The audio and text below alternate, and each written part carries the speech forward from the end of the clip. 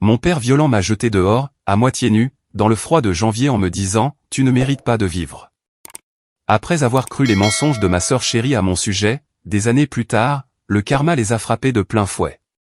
Je me souviens encore du froid, celui qui vous brûle la peau et donne l'impression d'avaler du verre à chaque respiration.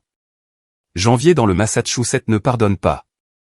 Et cette nuit-là, il ne m'a montré aucune pitié. Mon nom n'a plus d'importance. La fille que j'étais est morte sur ce pas de porte, mais je vais quand même vous parler d'elle parce que quelqu'un doit savoir ce qui s'est réellement passé. En grandissant, j'ai appris très tôt que l'amour dans notre maison venait avec des conditions. Ma sœur aînée, Nathalie, avait droit à l'amour inconditionnel. Elle avait 3 ans de plus, était blonde là où j'étais brune terne, confiante là où j'étais discrète. Notre père, Gérald, la vénérait.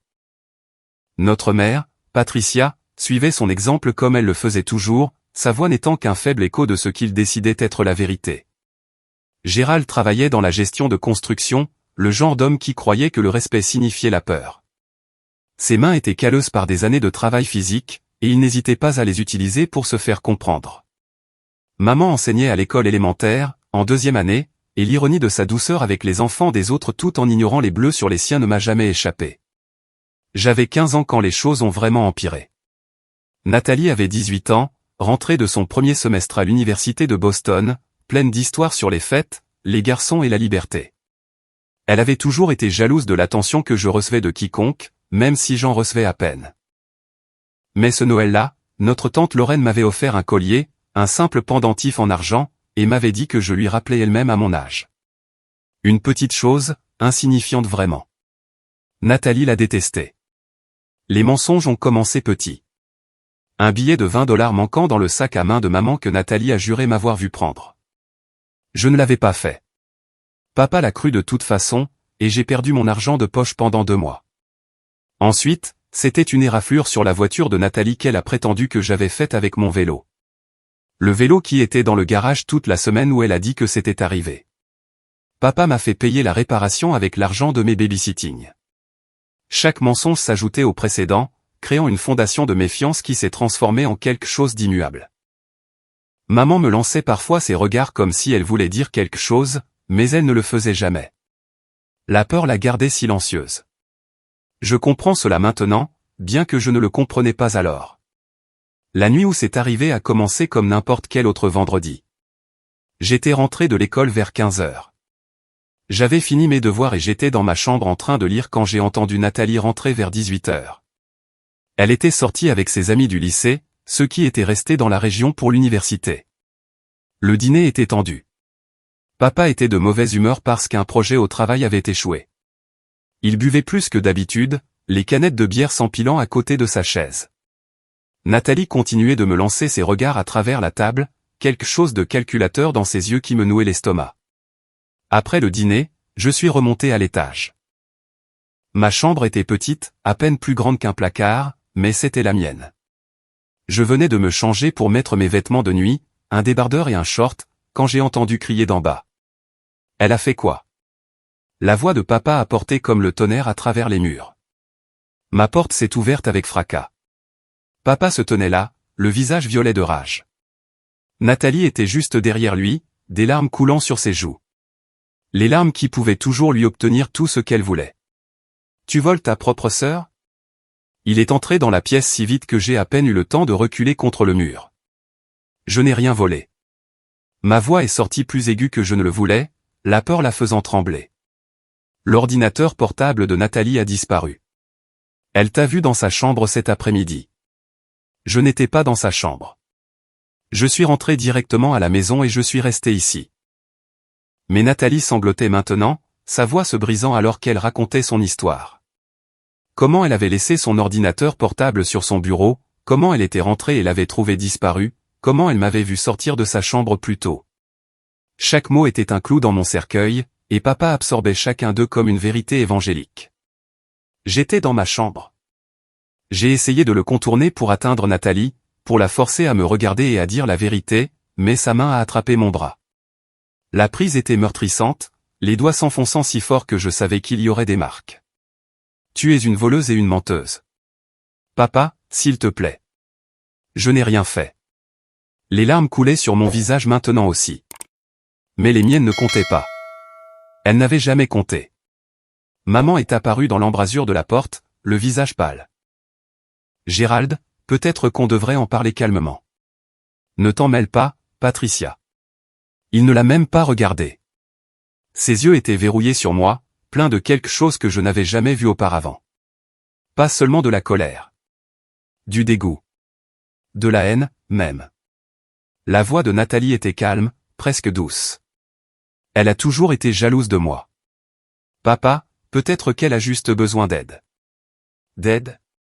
Le rire de papa était dur. Elle a besoin d'apprendre qu'il y a des conséquences. Ce qui s'est passé ensuite a été le chaos. Il m'a traîné vers l'escalier, mes pieds touchant à peine le sol alors que je me débattais. Maman pleurait maintenant, disant quelque chose à propos de se calmer, d'attendre jusqu'au matin.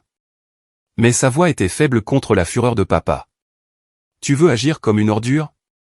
Je te traiterai comme une ordure. La porte d'entrée était déjà ouverte, l'air froid s'engouffrant comme une gifle. J'ai réalisé ce qu'il comptait faire une seconde avant qu'il ne le fasse. Non, papa, s'il te plaît. Il gèle dehors. Je n'ai rien fait. Mais il n'écoutait pas. Il n'avait jamais écouté.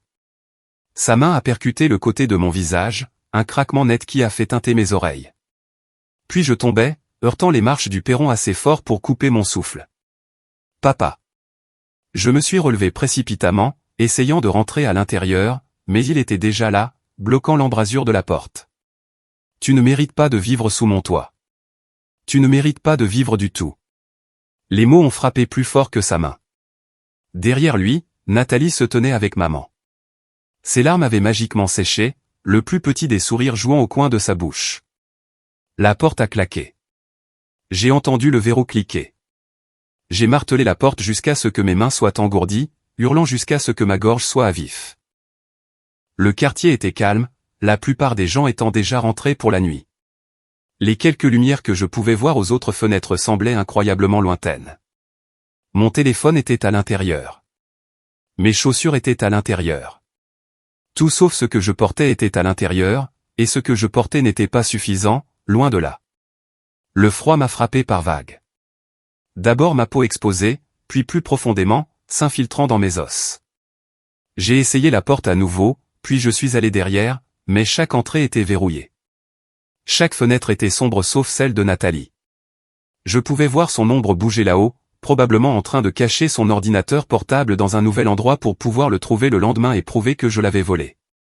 La maison de ma voisine, Madame Ramsay, était la plus proche, juste de l'autre côté de la cour latérale. J'ai trébuché jusque-là, sentant à peine mes pieds, et j'ai sonné. Elle a répondu en peignoir, ses yeux s'écarquillant quand elle m'a vu. « Oh mon Dieu, mon enfant, entre ici. » Elle m'a tiré à l'intérieur immédiatement, enroulant une couverture autour de mes épaules. Sa maison était chaude, presque douloureusement contre ma peau gelée. Madame Ramsay avait 70 ans passés, une veuve qui vivait dans notre rue depuis 40 ans. Elle connaissait ma famille, savait comment papa pouvait être, bien que je ne lui ai jamais rien dit de précis. Que s'est-il passé?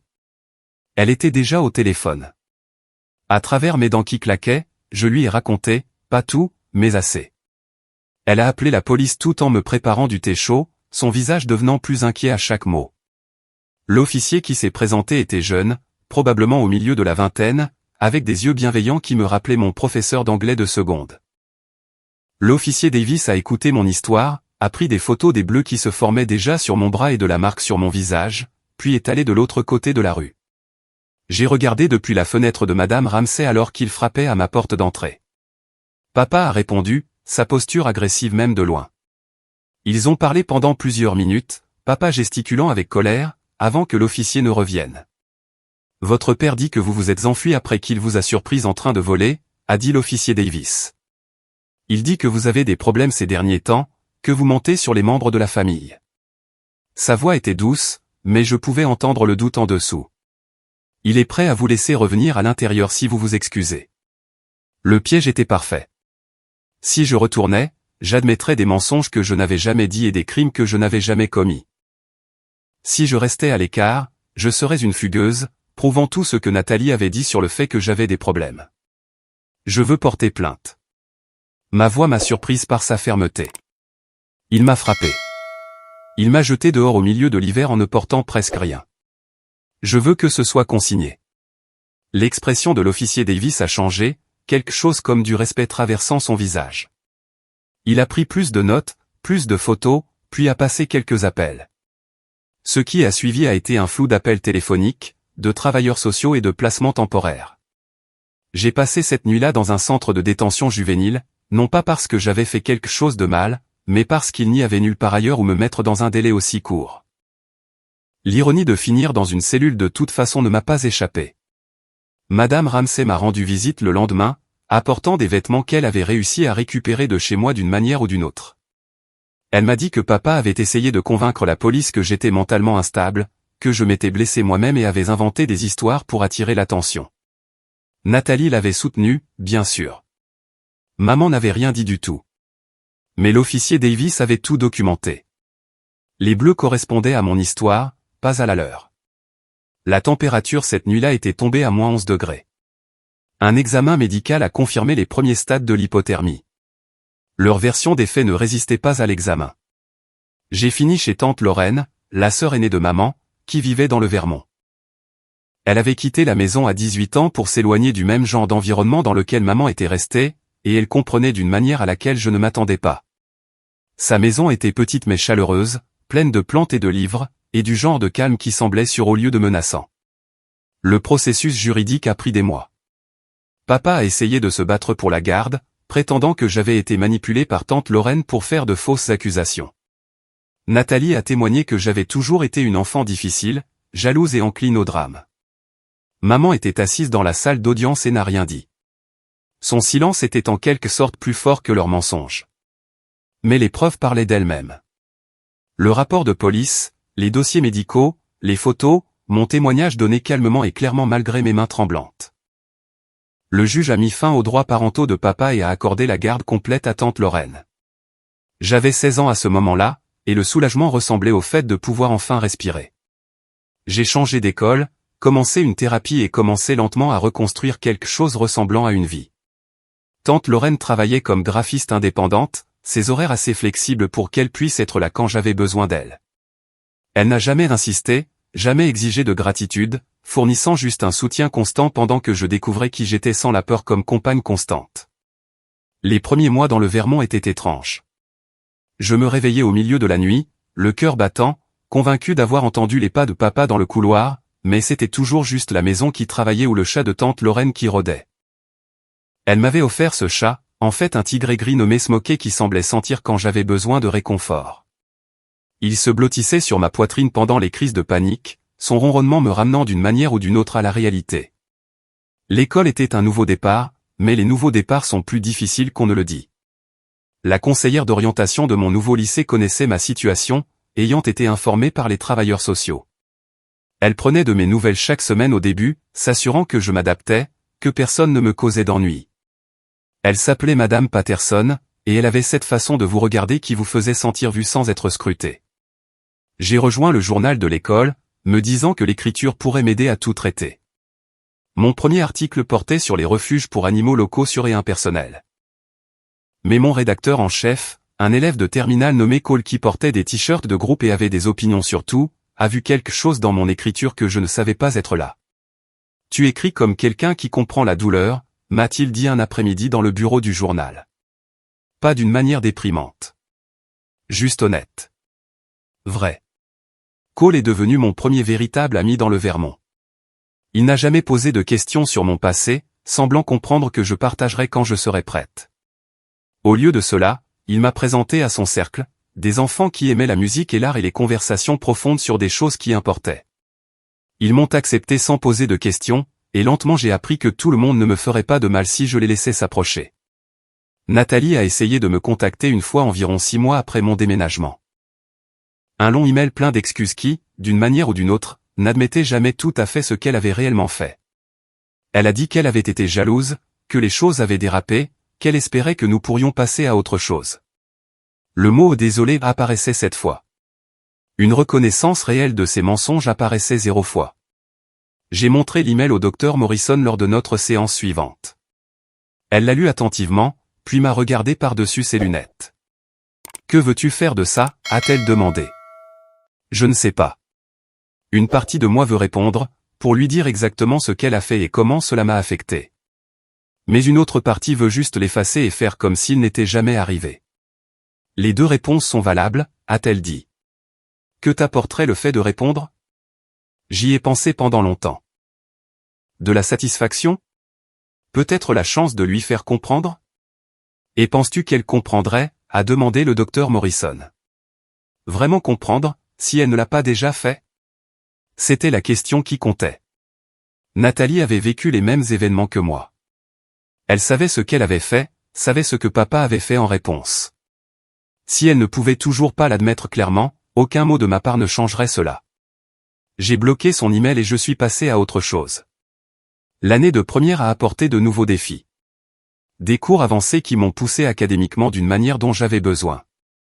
Un travail à temps partiel dans un café local où j'ai appris qu'interagir avec des étrangers pouvait en fait être agréable quand personne n'était en colère ou déçu de moi. Et lentement, prudemment, le début des rendez-vous amoureux. Il s'appelait Marcus, un gars calme de ma classe de calcul qui m'a demandé si je voulais étudier ensemble.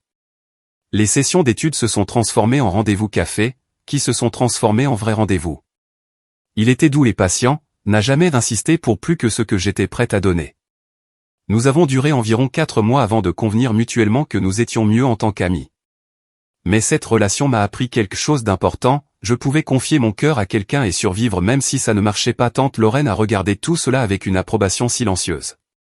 Elle prenait des nouvelles occasionnellement, s'assurait que j'allais bien, mais la plupart du temps, elle me laissait juste me débrouiller. Un soir, pendant ma terminale, nous préparions le dîner ensemble quand elle m'a enfin raconté son histoire.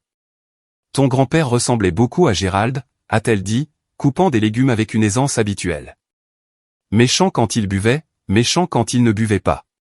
Ta grand-mère a appris à simplement être d'accord avec tout ce qu'il disait. Garder la paix à tout prix. Ça te rappelle quelque chose? C'est pour ça que maman n'a jamais tenu tête à papa. Ce n'était pas une question. Elle a hoché la tête. Elle a appris jeune que le désaccord signifiait la douleur. Je suis parti à 18 ans, j'ai déménagé ici et j'ai construit une vie différente. Ta mère est restée mariée à quelqu'un exactement comme notre père, et le cycle a continué. Pourquoi n'as-tu pas essayé de l'aider? Tante Lorraine est restée silencieuse un moment, ses mains s'immobilisant. J'ai essayé. Je l'ai invitée à venir, je lui ai offert un endroit où rester si elle voulait jamais partir. Mais tu ne peux pas sauver quelqu'un qui ne veut pas être sauvé. Elle a fait son choix, et je devais respecter cela même si je le détestais. Mais tu m'as sauvé. Elle m'a regardé alors, ses yeux brillants de larmes non versées. Tu voulais être sauvé. Ça fait toute la différence. La terminale a aussi apporté les candidatures à l'université. J'ai postulé à cette école, j'ai été accepté dans 5, et j'ai choisi l'université du Vermont parce que cela semblait juste. Assez proche de tante Lorraine pour ne pas me sentir complètement seul, assez loin pour avoir mon indépendance. La bourse partielle a aidé, mais je savais que je devrais travailler pour couvrir le reste. L'été avant l'université, j'ai cumulé 2 emplois, le café pendant la journée et les quarts du soir dans une librairie qui restait ouverte tard. La propriétaire de la librairie, une femme plus âgée nommée Ruth, me rappelait ce que maman aurait pu être si elle avait fait des choix différents.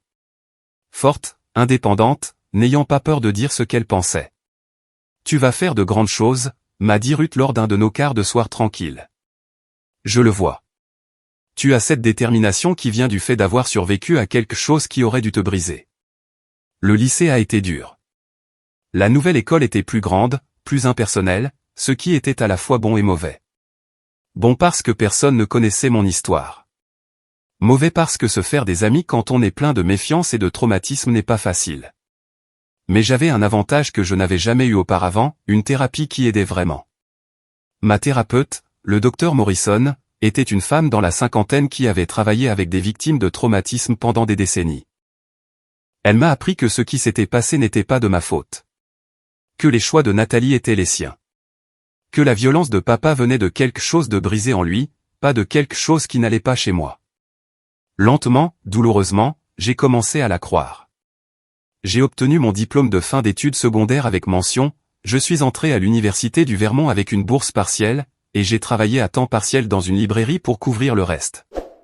Tante Lorraine a proposé d'aider plus financièrement, mais j'avais besoin de me prouver que je pouvais le faire, que j'étais capable, forte et que je méritais de bonnes choses. L'université a été l'endroit où je me suis trouvé.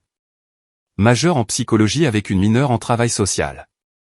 Si mon histoire pouvait m'aider à comprendre et à aider les autres, alors peut-être qu'elle avait un sens après tout. Je me suis fait des amis, de vrais amis, qui ne connaissaient pas la fille effrayée que j'avais été et ne connaissaient que la personne que je devenais. J'ai rencontré Thomas en 3e année. Il avait 1 an d'avance sur moi, étudiait l'éducation, prévoyant d'enseigner l'histoire au collège. Il était patient et gentil, et la première personne à qui j'ai raconté toute mon histoire.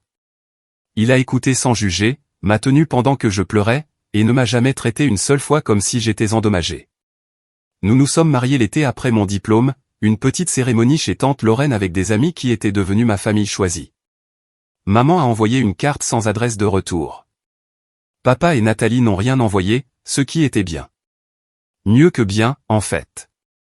J'ai obtenu ma maîtrise en travail social, me spécialisant dans les traumatismes familiaux et les cas d'abus. Le programme était intense, émotionnellement épuisant d'une manière que je n'avais pas anticipée. Chaque étude de cas semblait personnelle. Chaque discussion sur l'échec parental me touchait de près. Mais mes professeurs ont reconnu quelque chose en moi, une combinaison de compréhension académique et d'expériences vécues qui me rendait efficace d'une manière que la pure théorie ne pouvait égaler. Ma thèse portait sur la dynamique entre frères et sœurs dans les foyers violents, plus précisément sur la façon dont les rôles d'enfants chéris et de boucs émissaires se développaient et persistaient. L'écrire signifiait plonger profondément dans des recherches parallèles à ma propre histoire.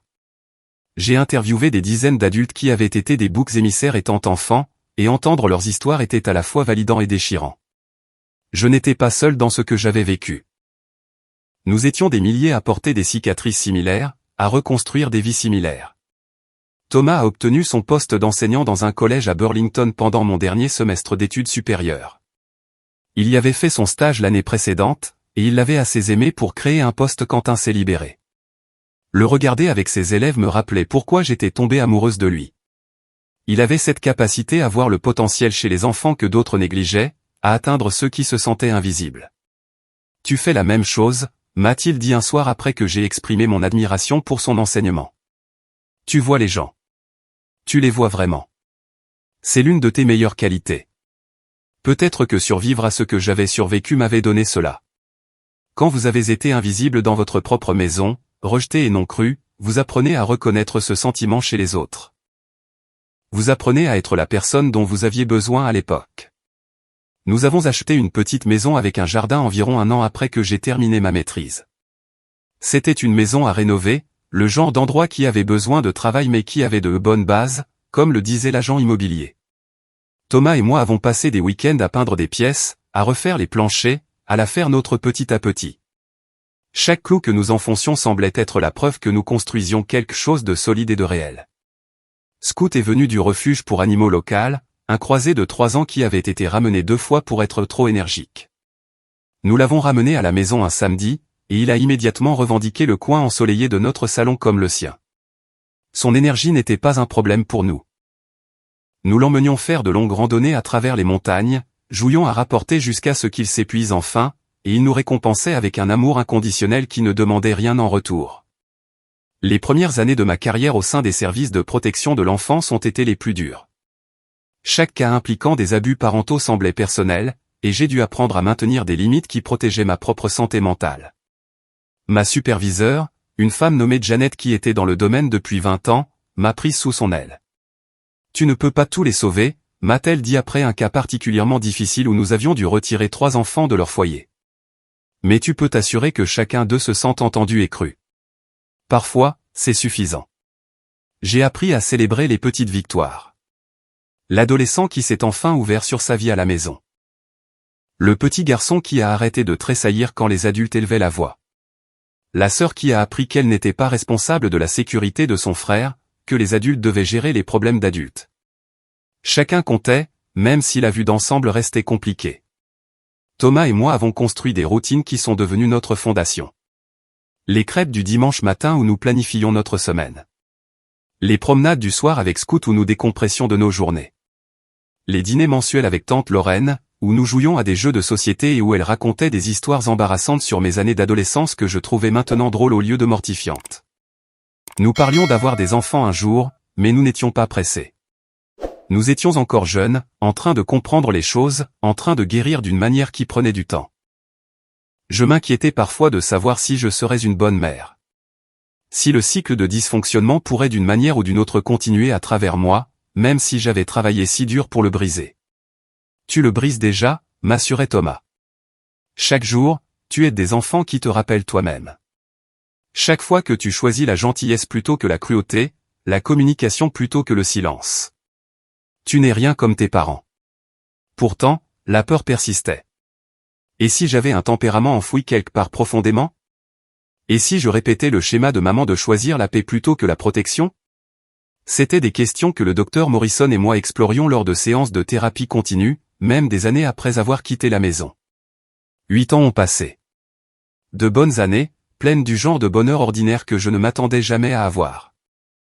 Je travaillais pour les services de protection de l'enfance, aidant des enfants dans des situations comme la mienne, m'assurant qu'ils avaient des défenseurs qui écoutaient vraiment. Thomas aimait son travail, rentrait tous les jours avec des histoires sur ses élèves qui me faisaient rire. J'avais trouvé mon rythme dans le travail, appris quelles batailles mener et lesquelles laisser tomber. Certains cas se terminaient bien, avec des familles réunifiées après que les parents aient fait le travail pour changer. D'autres se terminaient avec des enfants en famille d'accueil ou chez des proches, retirés du danger mais marqués par ce qu'ils avaient enduré. Je ne pouvais pas contrôler les résultats, mais je pouvais contrôler comment ces enfants se sentaient pendant le processus, entendus, crus, protégés au mieux de mes capacités. Puis tante Lorraine a appelé un mardi après-midi. J'étais au travail, entre 2 dossiers, et j'ai failli ne pas répondre. Ta mère est à l'hôpital, a-t-elle dit sans préambule. Elle a eu un AVC. C'est grave. Je suis resté assise dans ma voiture sur le parking des services sociaux pendant 20 minutes, essayant de comprendre ce que je ressentais. Maman avait fait son choix il y a 8 ans quand elle s'était tenue dans cette salle d'audience et n'avait rien dit. Elle avait choisi papa plutôt que moi, choisi son propre confort plutôt que la sécurité de sa fille. Mais elle était toujours ma mère, et une partie de moi que je pensais avoir tuée s'en souciait encore. J'ai conduit jusqu'au Massachusetts le lendemain. Thomas a proposé de venir, mais j'avais besoin de faire ça seul. L'hôpital était à Worcester, à environ 1 heure de là où j'avais grandi. Tante Lorraine m'a retrouvé sur le parking. Elle a demandé après toi, a dit tante Lorraine. Ton père ne sait pas que tu viens. Il est à l'hôpital constamment. Et Nathalie va et vient. Elle est mariée maintenant, 2 enfants, vit à environ 30 minutes de tes parents. L'information semblait irréelle. Nathalie avait construit une vie de famille, tout cela pendant que j'étais parti. Avait-elle dit à son mari ce qu'elle avait fait? Ses enfants savaient-ils qu'ils avaient une tante qu'ils n'avaient jamais rencontrée?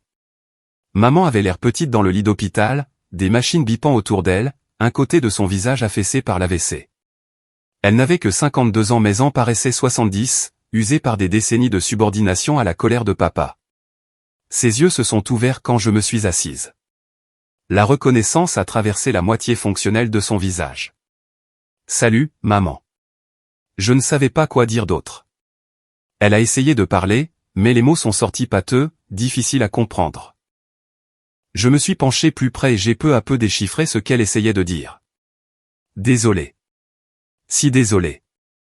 8 ans de colère voulaient se déverser. 8 ans de douleur et de trahison, et de nuits passées à se demander pourquoi je n'avais pas valu la peine d'être protégé.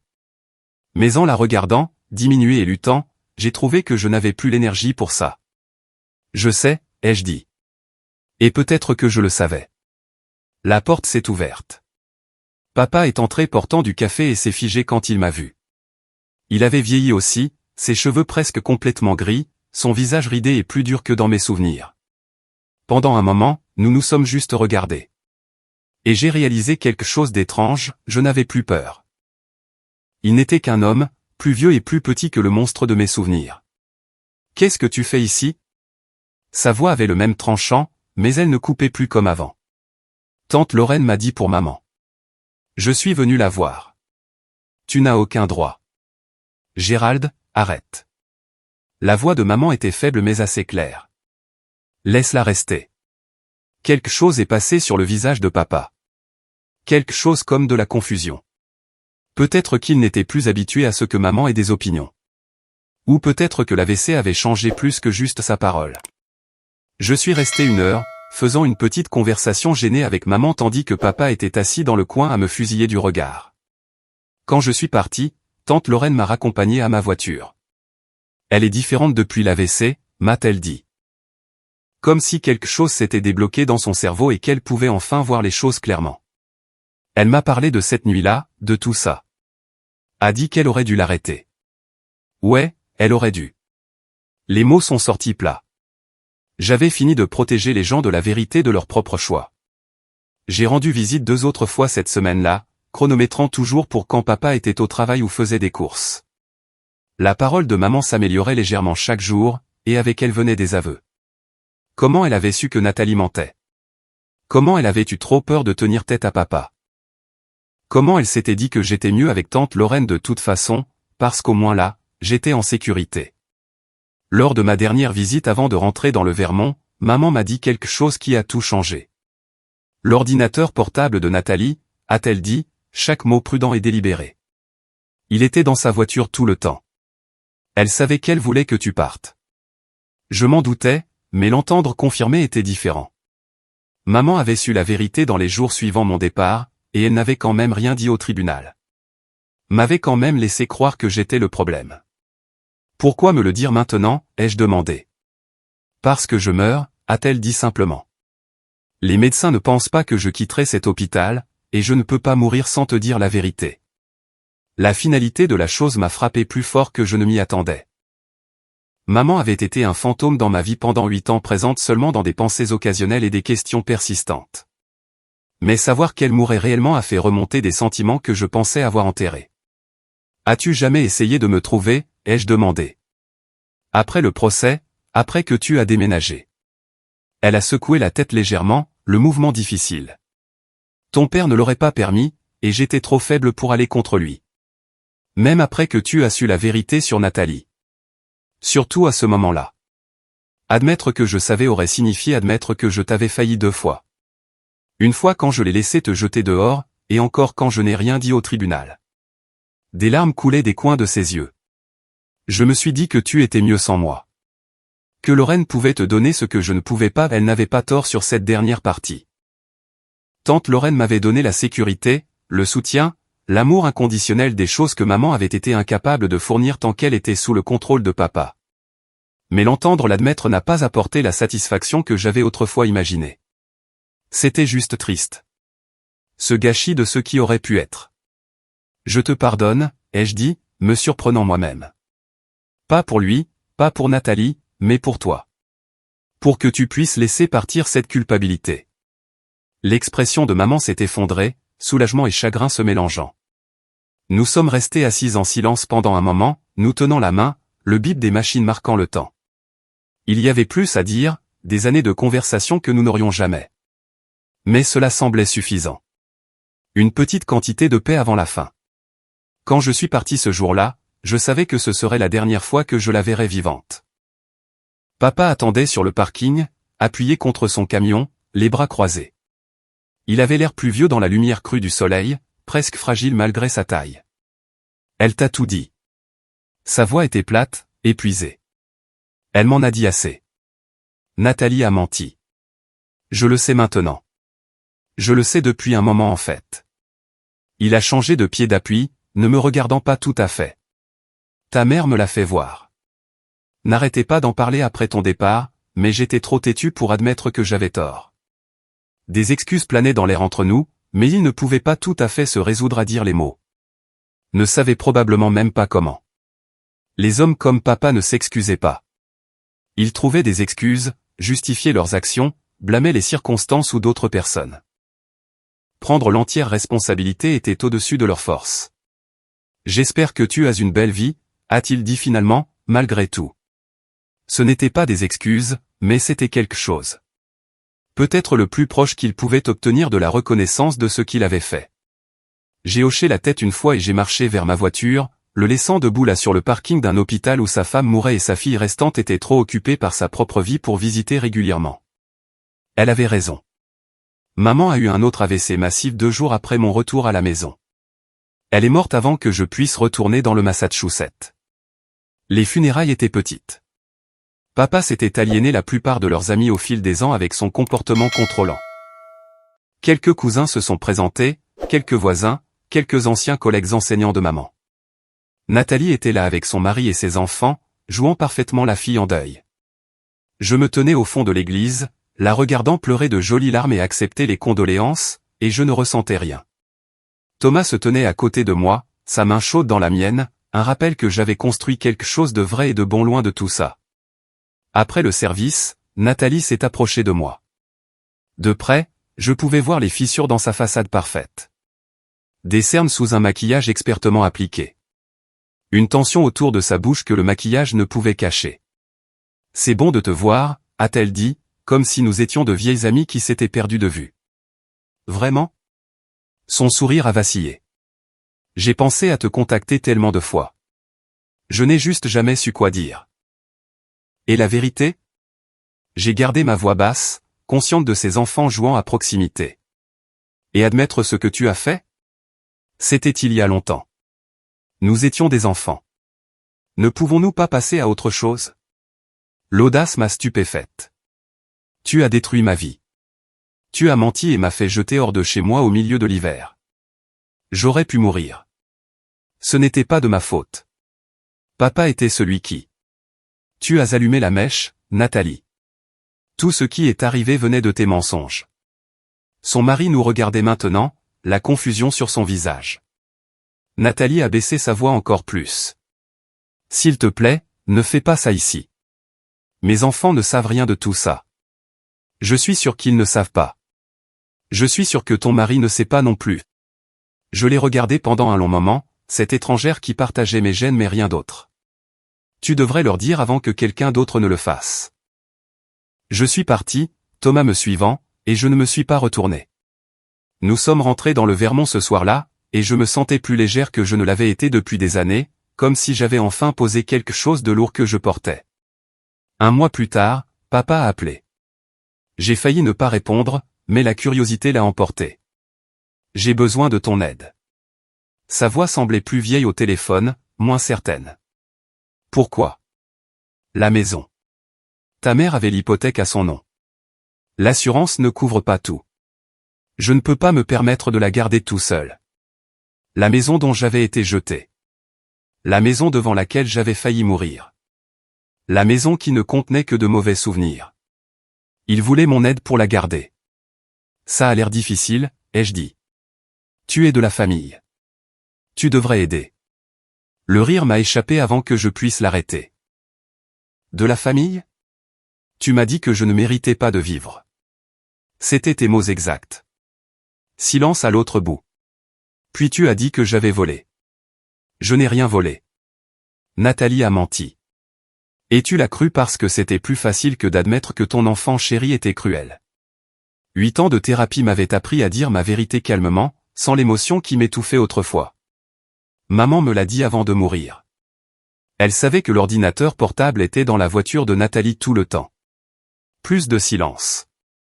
Je suis désolé que tu perdes la maison, ai-je continué. Mais ce n'est pas mon problème. Tu as cessé d'être mon père la nuit où tu m'as jeté dehors. J'ai raccroché. Thomas préparait le dîner pendant que j'étais assise sur notre porche, la tête de scout sur mes genoux, regardant le coucher de soleil sur les montagnes. Mon téléphone a sonné 2 autres fois avec le numéro de papa. Je n'ai pas répondu. 6 mois ont passé. J'ai appris par tante Lorraine que papa avait dû vendre la maison, qu'il avait déménagé dans un petit appartement à l'autre bout de la ville. Nathalie n'avait apparemment offert aucune aide, trop concentrée sur sa propre famille et ses problèmes financiers. Puis un après-midi, une lettre est arrivée. Pas de papa, mais du mari de Nathalie, un homme nommé Derek dont l'écriture était étonnamment soignée. La lettre faisait 4 pages, détaillant tout. Comment mon histoire avait fini par sortir par des membres de la famille discutant aux funérailles. Comment il avait confronté Nathalie, qui avait finalement admis la vérité. Comment il avait appris que la femme qu'il avait épousée avait activement travaillé pour détruire la vie de sa jeune sœur par pure jalousie. Il avait demandé le divorce. Il voulait que je sache que les enfants de Nathalie, ma nièce et mon neveu, se verraient dire des versions de la vérité adaptées à leur âge. qu'ils sauraient qu'ils avaient une tante qui avait été lésée, et quand ils seraient assez grands, ils pourraient décider eux-mêmes s'ils voulaient une relation. La lettre se terminait par des excuses au nom de ses enfants pour des choses auxquelles ils n'avaient pris aucune part, et une invitation à les rencontrer un jour si je le voulais. J'ai pleuré en la lisant. Pas des larmes tristes, mais quelque chose de plus compliqué. Du soulagement peut-être que la vérité soit sortie. Du chagrin pour le temps perdu. De l'espoir que quelque chose de bon puisse éventuellement sortir de toute cette douleur. Encore 6 mois ont passé. Tante Lorraine a appelé avec des nouvelles. Papa avait un cancer du poumon, avancé. Il avait été fumeur pendant 40 ans, et cela l'avait finalement rattrapé. Il lui restait peut-être 6 mois, probablement moins. Je n'ai pas rendu visite. Je sais que cela semble froid, mais j'avais déjà pardonné. Le pardon ne signifiait pas me remettre dans des situations qui me blessaient. Cela signifiait relâcher la colère pour qu'elle n'empoisonne pas ma propre vie. Il est mort 4 mois plus tard. Je ne suis pas allé aux funérailles. J'ai envoyé des fleurs avec une simple carte « Repose en paix ». Rien de plus ne semblait nécessaire. Nathalie a appelé après. J'ai laissé aller sur la messagerie vocale. Elle a rappelé le lendemain et le jour d'après. Finalement, j'ai répondu. « Qu'est-ce que tu veux, Nathalie ? J'ai besoin de te dire quelque chose. » Sa voix semblait à vif, comme si elle avait pleuré. « Derek t'a dit, a-t-elle dit. Je sais qu'il l'a fait. Pour le divorce. Il l'a mentionné. J'ai tout perdu. Mon mariage, mes enfants la moitié du temps, mes amis quand ils ont découvert ce que j'ai fait. Papa est mort en me détestant parce que je ne voulais pas l'aider avec de l'argent. Je n'ai rien. J'ai attendu, sachant qu'il y avait plus. Je suis désolé. Je sais que ça ne répare rien, mais j'ai besoin que tu saches que je suis désolé. J'étais jalouse et cruelle, et j'ai ruiné ta vie sans raison. Tu ne méritais rien de tout ça. Les excuses que j'avais voulues pendant 8 ans. Mais en les entendant maintenant, j'ai réalisé que cela n'importait pas autant que je le pensais. J'avais construit une belle vie, non pas parce qu'elle s'était excusée, mais malgré le fait qu'elle ne s'était jamais excusée. Ces mots ne pouvaient ni ajouter ni enlever à ce que j'avais créé. Merci de dire ça, ai-je dit finalement. J'apprécie. Peut-on parler ? Peut-être se voir pour un café ? Je veux arranger les choses. Il n'y a rien à arranger, Nathalie. Ce qui s'est passé m'a façonné, mais cela ne me définit plus. J'ai une belle vie. De bonnes personnes. Je suis heureuse. Et tu as besoin de trouver comment être heureuse sans avoir besoin de mon pardon pour le faire. Alors c'est tout ? Tu ne me donneras jamais une autre chance ? Je ne dis pas jamais. Je dis pas maintenant. Peut-être pas jamais. Et ça doit être acceptable. Tu n'as pas à décider quand je suis prête à te laisser revenir dans ma vie, si je le suis un jour. J'ai raccroché avant qu'elle ne puisse répondre. Thomas m'a trouvé sur le porche à nouveau, le poids familier de scout contre mes jambes, et s'est assis à côté de moi sans parler. C'était l'une des choses que j'aimais chez lui. Il savait quand le silence était le meilleur réconfort. 2 ans plus tard, je suis toujours heureuse. Je travaille toujours avec les services de protection de l'enfance, aidant toujours des enfants qui me rappellent qui j'étais. Thomas et moi avons une fille maintenant, Emma, qui a 6 mois et qui a ses yeux et mon entêtement. Tante Lorraine est sa personne préférée à part nous, et elle gâte Emma sans vergogne comme le font les grands-parents. Derek envoie des cartes de Noël avec des photos de ma nièce et de mon neveu. Ils grandissent bien malgré le divorce, et il a tenu sa promesse de leur parler de moi quand ils seront plus grands. J'ai renvoyé des cartes rien de lourd, juste une reconnaissance qu'ils existent et comptent. Nathalie envoie des emails, occasionnellement. Des mises à jour sur sa vie que je ne lis généralement pas. Je ne la bloque pas parce que cela donnerait l'impression qu'elle a encore du pouvoir sur moi, mais je ne m'engage pas non plus. Peut-être qu'un jour je le ferai, peut-être que non. Dans les 2 cas, c'est bon. Son dernier email, envoyé il y a environ 3 mois, était plus long que d'habitude. J'ai failli l'effacer sans le lire, mais quelque chose m'a poussé à l'ouvrir à la place. Elle avait écrit sur sa thérapie, sur le travail qu'elle faisait pour comprendre pourquoi elle avait été si cruelle, sur comment ses propres enfants lui apprenaient à quoi ressemblait réellement l'amour inconditionnel, et combien elle regrettait de ne pas l'avoir su plus tôt. Elle a parlé de Derek, comment il était un meilleur copain qu'elle ne le méritait, comment il n'avait jamais empoisonné les enfants contre elle, même s'il aurait été justifié de le faire. comment sa fille avait demandé après moi récemment, voulait savoir pour la tante qu'elle n'avait jamais rencontrée, et Nathalie lui avait finalement raconté une version de la vérité adaptée à son âge. L'email se terminait sans demande de pardon ou de réconciliation.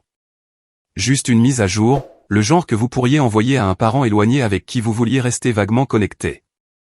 À sa manière, cela semblait plus authentique que ses tentatives d'excuses antérieures. Elle n'essayait pas de me faire faire quoi que ce soit, n'utilisait pas la culpabilité ou la manipulation, partageait juste des informations et me laissait le soin de décider quoi en faire. Je l'ai montré à Thomas, qui l'a lu pendant que nous étions assis dans notre jardin à regarder Emma jouer avec Scout. Le chien était d'une patience infinie avec elle, la laissant attraper sa fourrure et crier dans son oreille, sa queue remuant tout le temps. « Qu'est-ce que tu en penses ?» a demandé Thomas en me rendant le téléphone. « Je pense qu'elle essaie. Vraiment essaie, pas juste faire semblant d'essayer. » J'ai regardé Emma rouler dans l'herbe, son rire brillant et pur. « Mais je ne sais pas si essayer est suffisant. »« Ça n'a pas à l'être, » a dit Thomas. « Tu ne lui dois rien. Mais si tu décides un jour que tu veux connaître ses enfants, ta nièce et ton neveu, c'est bon aussi. Ces choses ne sont pas mutuellement exclusives. » Il avait raison, comme d'habitude. Je pouvais maintenir des limites avec Nathalie tout en étant ouverte à une relation avec ses enfants un jour. Ils étaient innocents dans tout cela, et les liens familiaux comptaient, même compliqués. La dernière fois que j'ai conduit à travers ma ville natale, c'était pour rendre visite à tante Lorraine. Elle avait insisté pour voir Emma, et je ne pouvais pas dire non. Nous sommes passés devant la vieille maison, maintenant peinte d'une couleur différente et appartenant à un jeune couple avec un tout petit que je pouvais voir jouer dans la cour à travers la vitre de la voiture. La rue semblait plus petite que dans mes souvenirs. Tout le quartier, en fait. C'est drôle comme les endroits qui paraissent si grands dans la mémoire rétrécissent quand on a enfin le recul pour les voir clairement. Je n'ai rien ressenti en la regardant. Pas de colère, pas de tristesse, pas de peur. Juste une légère curiosité sur les gens qui y vivent maintenant. L'espoir que la maison contenait de meilleurs souvenirs pour eux qu'elle n'en avait eu pour moi. Thomas s'est penché et a pressé ma main. Emma a fait un bruit depuis son siège auto à l'arrière. Scout a changé de position, sa queue battant contre ma jambe. C'était ma famille maintenant. Celle que j'avais choisie, construite et protégée férocement. Celle qui savait que l'amour ne venait pas avec des conditions. Que les erreurs étaient pardonnées et les problèmes résolus avec des mots au lieu des points. Que la voix de chacun comptait également. C'était ma vengeance à la fin. Pas de voir Nathalie perdre son mariage, ou papa mourir seul, ou la confession sur le lit de mort de maman. Ce n'était que le karma. L'univers équilibrant ses comptes. Ma vengeance était de bien vivre. De construire une vie si pleine d'amour sincère et de joie que les gens qui avaient essayé de me détruire devenaient insignifiants. Prouvant que leurs pires actions ne pouvaient pas me définir. Que j'étais plus forte que leur cruauté, meilleure que leur haine. J'avais survécu à la nuit froide dans laquelle ils m'avaient jeté. Mais plus que cela, j'ai trouvé de la chaleur de l'autre côté qu'ils ne connaîtraient jamais parce qu'ils n'avaient jamais fait le travail difficile de devenir des personnes capables de la donner ou de la recevoir. C'est ça le truc avec le fait de brûler les ponts. Parfois, les gens de l'autre côté ont besoin de ces ponts plus que vous. Et parfois, la meilleure chose que vous puissiez faire est de les laisser brûler et de construire quelque chose de nouveau de votre côté de la rivière.